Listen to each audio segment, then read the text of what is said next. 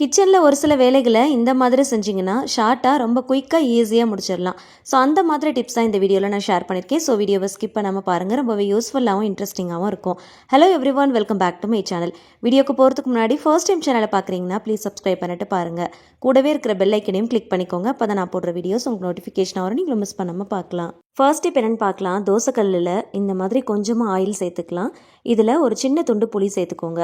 இந்த ஹீட்லேயே இந்த புளி நல்லா மெல்ட் ஆக ஆரம்பிக்கும். கரண்டியை வச்சு நல்லா தேய்ச்சி விடுங்க. எல்லா சைடும் படுற மாதிரி நல்லா தேய்ச்சிட்டு வெளியில் எடுத்துடலாம். இப்போ இந்த தோசைக்கல்லை நல்லா க்ளீன் பண்ணிவிட்டு தோசை ஊற்றலாம். இதை க்ளீன் பண்ணுறதுக்கு இந்த மாதிரி ஒரு ஸ்டிக் தான் நான் யூஸ் பண்ணியிருக்கிறேன். இதை ஆன்லைனில் தான் நான் பர்ச்சேஸ் பண்ணியிருந்தேன். இதோடைய லிங்க்கை நான் உங்களுக்கு டேக் பண்ணுறேன். தேவைப்படுறவங்க செக் பண்ணிவிட்டு பர்ச்சேஸ் பண்ணிக்கோங்க. ரொம்பவே யூஸ்ஃபுல்லாக இருந்துச்சு. ஒவ்வொரு வாட்டியும் தோசை ஊற்றும் போது இதில் கொஞ்சமாக எண்ணெயை நல்லா டிப் பண்ணிவிட்டு தேய்ச்சிட்டு தோசை ஊற்றுனீங்க அப்படின்னா ரொம்ப யூஸ்ஃபுல்லாக இருக்கும். இப்போ தோசை பாருங்கள், கொஞ்சம் கூட ஒட்டாமல் ரொம்ப ஈஸியாக எடுக்கிறதுக்கு வரும். ஒரே கல் யூஸ் பண்ணி சப்பாத்தி தோசைன்னு பண்ணும்போது சம்டைம்ஸ் தோசை ஊற்றும் போது ஒட்டிட்டு சரியாக வராது. ஸோ அந்த மாதிரி டைமில் இந்த மாதிரி புளியை வச்சு நல்லா தேய்ச்சிட்டு க்ளீன் பண்ணிவிட்டு தோசை ஊற்றுனீங்கன்னா ரொம்ப ஈஸியாக எடுக்கிறதுக்கு வரும். ஒட்டாமல் ஈஸியாக வரும்.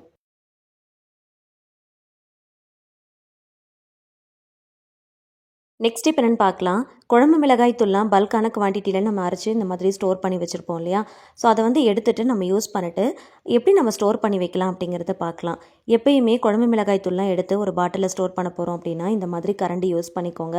பாட்டிலை ஒவ்வொரு டைமும் நம்ம ஃபில் பண்ணும்போது நல்லா க்ளீனாக வாஷ் பண்ணிவிட்டு நல்லா காய வச்சுட்டு ஃபில் பண்ணிக்கோங்க. கைப்படாமல் கரண்டி யூஸ் பண்ணி இந்த மாதிரி ஃபில் பண்ணிக்கோங்க. இந்த மாதிரி பாட்டிலில் போட்டு ஃபில் பண்ணுறதுக்கு குழிக்கரண்டி யூஸ் பண்ணிக்கோங்க. அப்போ தான் கீழே சிந்தாமல் அழகாக ஃபில் பண்ணலாம். மசாலா பொருட்களை எப்பயுமே பிளாஸ்டிக் பாட்டிலில் போட்டு ஸ்டோர் பண்ணாதீங்க. இந்த மாதிரி கண்ணாடி பாட்டிலில் போட்டு ஸ்டோர் பண்ணுங்க. அப்போதான் மசாலாவுடைய ஃப்ரெஷ்னஸும் சரி அரோமாவும் சரி கொஞ்சம் கூட குறையாம அதே மாதிரி இருக்கும்.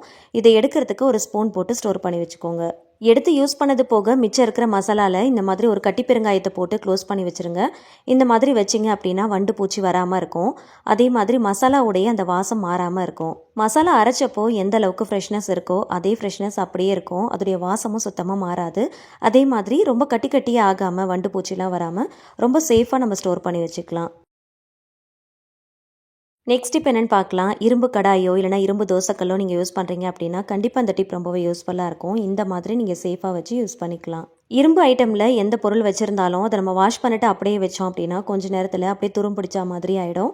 இப்போ இதில் கொஞ்சமாக தண்ணி ஊற்றி நான் உங்களுக்கு தொடச்சி காட்டுறேன் பாருங்கள்.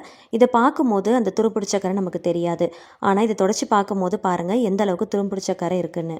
இதை வாஷ் பண்ணதும் நம்ம அப்படியே யூஸ் பண்ணோம் அப்படின்னா கண்டிப்பாக நம்ம சமைக்கிற பொருளில் இந்த துரு பிடிச்ச கரை அப்படியே மிக்ஸ் ஆக ஆரம்பிச்சிடும். ஸோ அந்த மாதிரி நம்ம யூஸ் பண்ணக்கூடாது. எப்பயும் வாஷ் பண்ணதும் இந்த மாதிரி ஒரு டிஷ்யூ பேப்பரோ இல்லைனா ஒரு காட்டன் கிளாத்தோ வச்சு நல்லா க்ளீனாக தொடச்சி எடுத்துருங்க. லிக்விட் போட்டு நல்லா வாஷ் பண்ணதுக்கப்புறமா காட்டன் கிளாத்தோ இல்லைனா டிஷ்யூ பேப்பரோ இந்த மாதிரி ஒயிட் கலரில் யூஸ் பண்ணிக்கோங்க. அப்போ தான் நமக்கு கண்ணில் நல்லா தெரியும். நல்லா சுத்தமாக அழுத்தி நல்லா தொடச்சி எடுத்துக்கோங்க.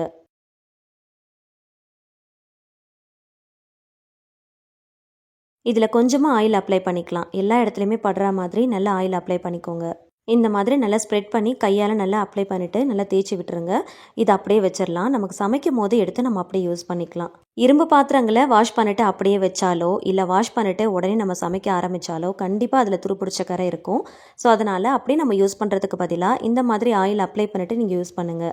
இந்த மாதிரி ப்ராப்பராக மெயின்டைன் பண்ணிங்க அப்படின்னா இரும்பு பாத்திரங்களை பல வருஷங்களுக்கு நீங்கள் சேஃபாக வச்சு யூஸ் பண்ணிக்கலாம். இரும்பு பாத்திரங்களில் அதிகமாக சமைச்சு சாப்பிட்டீங்க அப்படின்னா அயன் கண்டென்ட் கம்மியாக இருக்கிறவங்களுக்கு ஹீமோக்ளோபின் அதிகமாகிறதுக்கும் அயன் கண்டென்ட் நம்மளுடைய உடம்புல ஆட்டோமேட்டிக்காக நேச்சுரலாக இன்க்ரீஸ் ஆகிறதுக்கும் இது ரொம்பவே ஹெல்ப் பண்ணும்.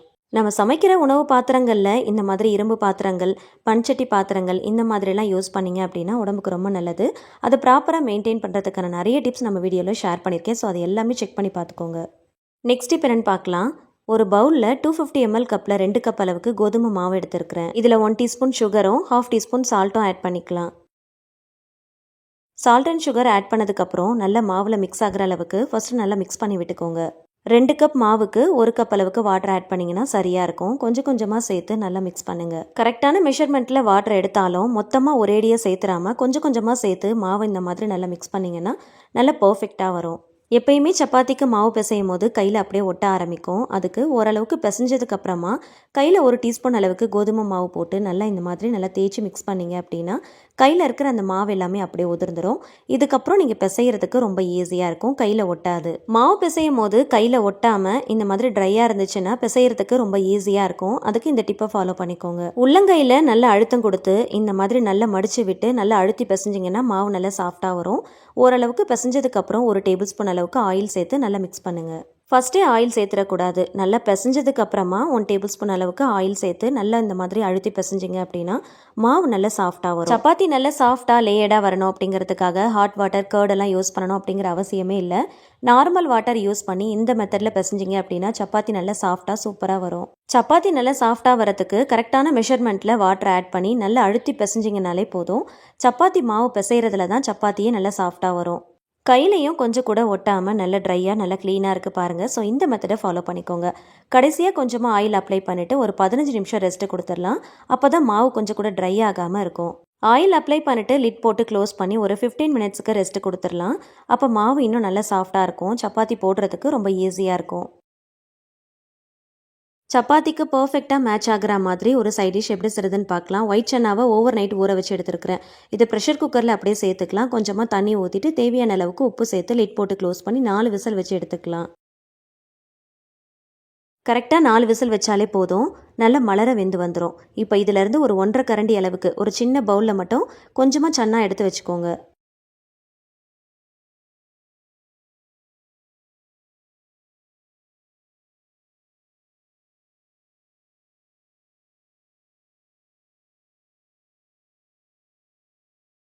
பேனில் கொஞ்சமாக ஆயில் சேர்த்து சூடானதும் ஒரு சின்ன துண்டு பட்டை, 4 கிராம்பு, ஒரு ஏலக்காய் சேர்த்துக்கலாம். 2 மீடியம் சைஸ் பெரிய வெங்காயத்தை நீல வாக்கில் தின்னா ஸ்லைஸ் பண்ணிட்டு அதையும் இது கூட சேர்த்துக்கலாம். தேவையான அளவுக்கு கொஞ்சமாக உப்பு சேர்த்துக்கலாம். சன்னால ஆல்ரெடி உப்பு சேர்த்து வேக வச்சிருக்கிறோம், அதனால பார்த்து சேர்த்துக்கோங்க. 1 table spoon ginger garlic paste சேர்த்து ராஸ்மெல் போகிற அளவுக்கு நல்லா வதக்கிக்கலாம். 2 மீடியம் சைஸில் பெரிய தக்காளி பழத்தை புளிப்பில்லாத மாதிரி பார்த்து எடுத்துக்கோங்க. அதையும் நல்லா தின்னா ஸ்லைஸ் பண்ணிட்டு சேர்த்து நல்லா வதக்கிக்கோங்க. மூடி போட்டு வேக வச்சிங்கன்னா சீக்கிரமாக வெந்துடும். இதை அப்படியே ஆற வச்சுட்டு மிக்ஸி ஜாரில் நல்லா கோர்ஸாக அரைச்சி எடுத்துக்கலாம். ஒரு 15 மினிட்ஸில் சப்பாத்தி மாவு நல்லா ஊறி இருக்கும். இந்த மாதிரி உருண்டை போட்டுக்கோங்க. இதில் ஒரு 8லேருந்து 9 சப்பாத்தி கிட்ட வரும். சப்பாத்தி செய்யும் போது நார்மலாக அப்படியே தேய்ச்சிட்டு பண்ணுறதை விட இந்த மாதிரி நல்லா உருட்டிட்டு கொஞ்சமாக ஆயில் அப்ளை பண்ணி நல்லா மடிச்சுட்டு அதுக்கப்புறம் சப்பாத்தி போட்டோம் அப்படின்னா சப்பாத்தி நல்லா உப்பி வரும். சப்பாத்தியும் நல்லா லேயர்டாக சாஃப்டாக இருக்கும். ஃபஸ்ட்டு கொஞ்சமாக மாவு தூவி நல்லா தின்னா தேய்ச்சி எடுத்துக்கோங்க. கொஞ்சமாக ஆயில் அப்ளை பண்ணிவிட்டு இந்த மாதிரி மடிச்சுட்டு அதுக்கப்புறமா சப்பாத்தி தேய்ச்சிங்க அப்படின்னா நல்லா சாஃப்டாக இருக்கும், நல்ல லேயர்டாக இருக்கும். சப்பாத்தி மாவு தேய்க்கும் போது மேல் மாவு அதிகமாக யூஸ் பண்ணக்கூடாது. ரொம்ப அதிகமாக போட்டு தேய்ச்சோம் அப்படின்னா சப்பாத்தியை கல்லில் போட்டு எடுக்கும் போது அந்த மாவு எல்லாமே அப்படியே ரொம்ப உதிர ஆரம்பிக்கும். அது அப்படியே கொஞ்சம் அப்படியே கரிஞ்சு போன மாதிரி இருக்கும், ரொம்ப ஹார்டான மாதிரி ஆகிடும். சப்பாத்தியை போடும்போது கல் நல்லா சூடாக இருக்கணும். சூடானதுக்கப்புறம் போட்டு 2 பக்கமும் நல்லா செவந்து வர அளவுக்கு நல்லா அழுத்தி விட்டு திருப்பி போட்டு எடுங்க. ஒரு பக்கம் நல்லா செவந்ததுக்கு அப்புறம் தான் இன்னொரு பக்கம் திருப்பி போடணும். போட்டதும் இந்த மாதிரி நல்லா எல்லா பக்கமும் அழுத்தி விட்டீங்க அப்படின்னா நல்லா உப்பி வர ஆரம்பிக்கும். 2 பக்கமும் நல்லா செவந்து வந்ததுக்கு அப்புறமா ஆயில் ஊற்றி நல்லா 2 பக்கமும் திருப்பி போட்டு எடுத்துருங்க.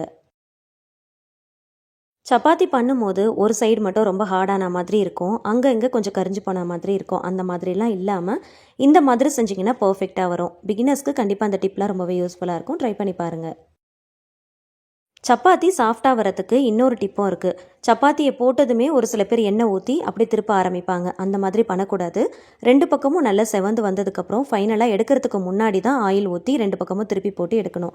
அப்போ தான் நல்லா சாஃப்டாக இருக்கும்.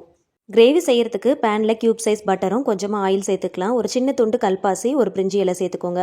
கொஞ்சமாக சன்னா எடுத்து வச்சிருந்தோம் இல்லையா, அதில் கொஞ்சமாக தண்ணி ஊற்றி நல்லா அரைச்சிட்டு அது இது கூட சேர்த்துக்கலாம். சன்னாவை இந்த மாதிரி கொஞ்சம் அரைச்சிட்டு சேர்க்கும் போது கிரேவிக்கு நல்ல ஒரு திக்னஸ் கிடைக்கும். 1/4 டீஸ்பூன் மஞ்சள் தூள், 1 டேபிள் ஸ்பூன் காஷ்மீரி மிளகாய் தூள், 1/2 டீஸ்பூன் ஜீரகத்தூள், 1 டேபிள் ஸ்பூன் தனியா தூள், 1/2 teaspoon garam masala, 2 table spoon chana masala, இது எல்லாமே சேர்த்து மசாலாவுடைய பச்சை வாசனை போகிற அளவுக்கு எண்ணெயில் நல்லா வதக்கி விடுங்க.